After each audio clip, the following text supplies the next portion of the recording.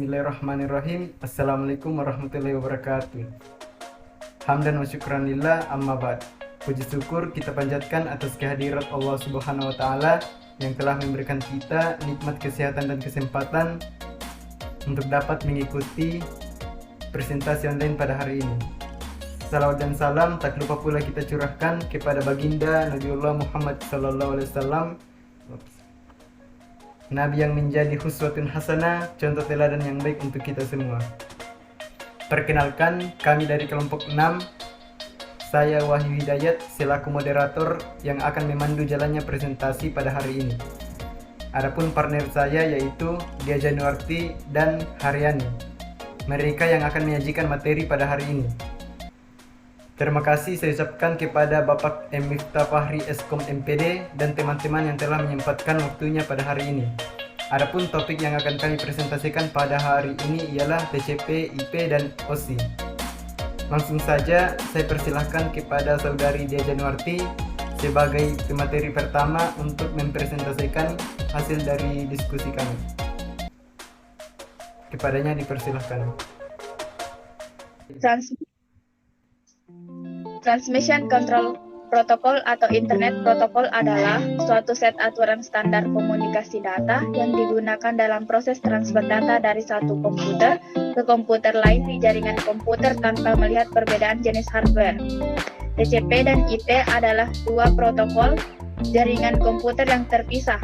IP merupakan server yang memiliki bagian untuk memperoleh alamat tujuan pengiriman data, sedangkan TCP bertanggung jawab untuk pengiriman data setelah alamat IP ditemukan.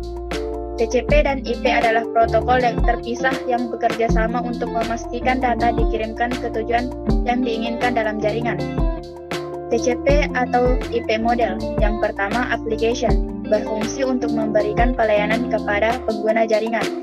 Tugas application layer di sini adalah untuk mendefinisikan bagaimana sebuah browser bisa mengambil konten dari sebuah web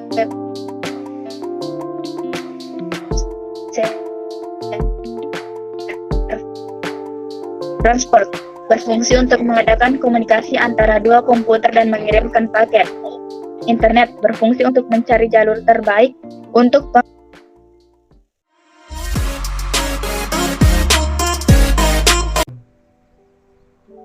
Baik, terima kasih atas paparan materinya. Selanjutnya saya persilahkan kepada pemateri kedua, yaitu Saudari Haryani. Kepadanya saya persilahkan.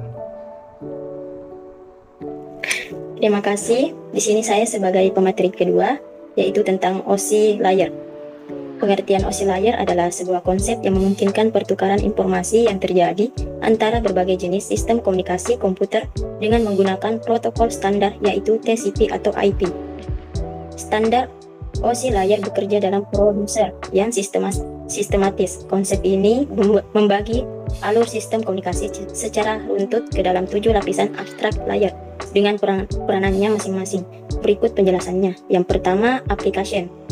Application ini berhubungan langsung dengan pengguna. Application layer merupakan prosedur penyambungan komunikasi dari perangkat. Artinya, aplikasi layer adalah penghubung antara perangkat dan sistem komunikasi. Yang kedua, presentation. Presentation layer bertanggung jawab untuk mempersiapkan data agar bisa digunakan dengan program tertentu, atau dengan kata lain mempresentasikan data agar program tersebut dapat menyerap, mengakses, dan menggunakannya. Yang ketiga, session. Durasi waktu yang diperlukan untuk berkomunikasi disebut session atau sesi. Lapisan ini bertanggung jawab untuk membuka jaringan dalam durasi waktu yang cukup agar pertukaran data berjalan dengan baik. Yang keempat, transport.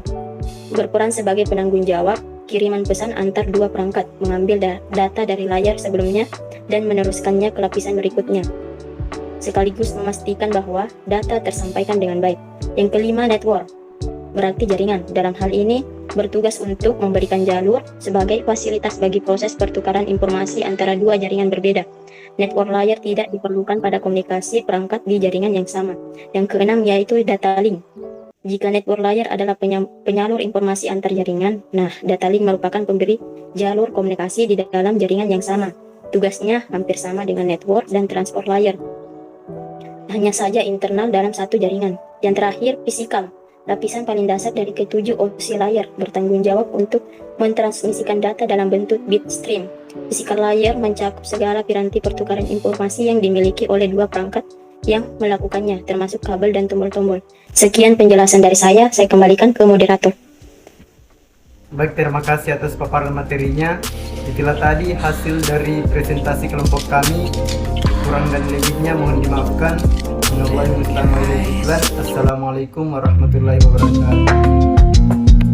Waalaikumsalam.